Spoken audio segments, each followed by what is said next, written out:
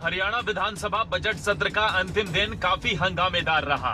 पक्ष विपक्ष के बीच कई मुद्दों को लेकर टकराव हुआ।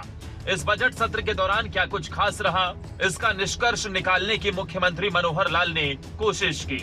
सीएम मनोहर लाल बजट सत्र की समाप्ति के बाद मीडिया से मुखातिब हुए। इस दौरान सीएम ने कहा कि हमने गरीबी दूर करने के लिए काम शुरू कर दिया है। ऐसे में परिवार पहचान पत्र से गरीबों को काफी लाभ मिलेगा। एक एक परिवार की पहचान करने के लिए हम लोग जो है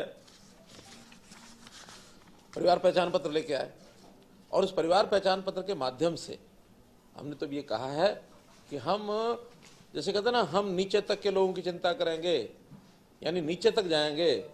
हमने घोषणा की कि नहीं, हम नीचे से शुरू करेंगे। अब गरीब से गरीब परिवार जो शायद 20-30 हज़ार रुपये साल का ही कमाता है, 2-3 हज़ार रुपये में गुजारा करता है, भले वो 2 या 3 मेंबर होंगे, रूखी सूखी खाते होंगे, कहीं किराया की या किराया भी नहीं होगा तो कहीं मांगी झोपड़ी में रह रहे होंगे या कहीं सड़क किनारे अपनी कोई छोटी मोटी झोपड़ी लगा के बैठे होंगे। ऐसे परिवार भी तो हैं, तो चिंता उनकी भी करेंगे। उनके रोजगार कैसे मिले, उनके बच्चों की पढ़ाई कैसे हो, उनके सिर पर छत कैसे आए, ये सब सिस्टम शुरू करेंगे। और इसके लिए हर एक विभाग पर काम करना शुरू कर दिया है। इस अगले वर्ष को हम ये कहें कि ये जो अंत्योदय की हमने धारणा ली है, सारा फोकस हमारा इसी के ऊपर रहेगा। कोई ताकत इसमें हमको अब जो है रोक नहीं सकती इसे बढ़ने के लिए। केवल अब गरीबी हटाओ नारा नहीं, बल्कि वास्तव में इसको कैसे फुलफिल किया जा सकता है, इसकी हमने आउटलाइन बना ली है। एक होता है केवल सोच अच्छी है, गरीबी हटाओ, लेकिन नारा बना के लोगों को प्रभावित करना नहीं। करना क्या है, इस पर हमने काम करना शुरू किया है। आपने देखा अंत्योदय के मेले हमने लगाने शुरू किए। उन मेलों में 2 राउंड हमारे हो गए हैं, 1 महीना छोड़ के तीसरा राउंड फिर शुरू करेंगे in the month of May. और इसमें हर मेले में 1-1.5 लाख परिवार आते हैं। परिवार तो ये कम से कम 18-20 लाख है। इसके अलावा 10 साल पुराने डीजल वाहन बंद होने के एक्ट में राहत दी गई है। साल 2025 तक ट्रैक्टर बंद नहीं किए जाएंगे। कि जो पुराने 10 साल पुराने डीजल के वाहन, ये एनसीआर में बंद होने की बात जो एनजीटी ने कह दी है, उसको हमने अभी कुछ साल के लिए यानी 2025 तक ट्रैक्टर्स खास करके उनके लिए हमने विधान कर दिया है कि ट्रैक्टर्स को उसके अंदर से हम नहीं हटाएंगे। क्योंकि ट्रैक्टर्स में एक तो कृषि का एक यंत्र है, दूसरा इसका इंजन जो एक लॉन्ग स्पीड पर चलने वाली गाड़ियां होती हैं उसके हिसाब से उतना ख़राब नहीं होता है, क्योंकि इनकी स्पीड तो होती नहीं है, थोड़ा चलते हैं लेकिन टाइम तो उस हिसाब से चलता ही है। उसके बाद उसका कोई ना कोई सिस्टम बनाएंगे, लेकिन अभी तो यह है कि इसको 25 तक इनको जो भी पुराने ट्रैक्टर हैं वो चलते रहेंगे।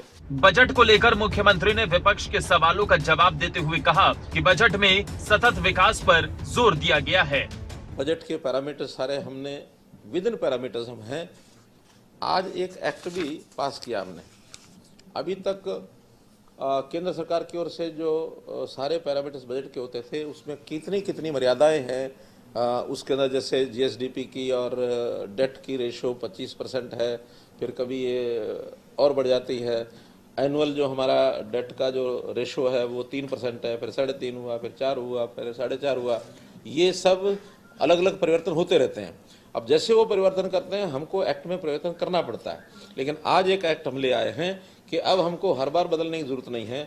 जो एक्ट सेंटर का बनेगा, जो परसेंटेज वो तय करेंगे, उस परसेंटेज में ऑटोमेटिकली लागू हो जाएगी। इस एक्ट को हमने पास कर लिया, झंझट ही नहीं है। ये भी कह सकते हैं लोग कि आप तो अभी 3% की बात कर रहे हो, सेंटर ने तो 4.5% कर रखा है। हम रहेंगे अभी 3 में ही, लेकिन हमारे पास स्कोप तो है। कल को आखिर सारे देश में सब प्रांतों के लिए जो किया जाता है तो ये सोच के किया जाता है कि इस प्रांत को एक लीवरेज मिलनी चाहिए। तो वहीं बजट सत्र के खत्म होने के बाद नेता प्रतिपक्ष भूपेंद्र हुड्डा फिर सत्ता पक्ष को घेरते हुए नजर आए। नेता प्रतिपक्ष ने फिर बजट को लेकर सरकार पर जुबानी वार किया और इस बजट को जन विरोधी बजट बताया। वही बजट निकला कि जो चारवाक ने कहा था, कर्जा लो, घी पियो, मौज से रहो, मरने के बाद कोई नहीं देखता। ये सोचते हैं कि जो घोषणा करिए तो करनी नहीं है। कोई भी एक पिछले 7 साल से 8 साल से देख रहे हैं आप, इन्होंने हर जिले में मेडिकल कॉलेज होगा। 7 साल तक एक भी मेडिकल कॉलेज नहीं बना। इसी प्रकार से कर्जा जो है वो आज 3 लाख करोड़ के करीब आज हरियाणा सरकार पर है, और जो अब लिया है 55,000 करोड़ कर्जा लिया है, और 60,000 करोड़ वो कर्जे को वापसी दिए, कर्जा प्लस इंटरेस्ट, कोई मायने नहीं। हरियाणा विधानसभा की कार्यवाही अनिश्चितकाल के लिए स्थगित हो गई है। हरियाणा विधानसभा का इस साल का बजट सत्र काफी हंगामेदार रहा। इस दौरान विपक्ष सत्ता पक्ष को कई मुद्दों पर घेरने में पूरी तरह तैयार दिखा, तो वहीं सत्ता पक्ष भी विपक्ष के हर सवाल का करारा जवाब देता नजर आया। जितेंद्र चौधरी, चंडीगढ़, खबरें अभी तक।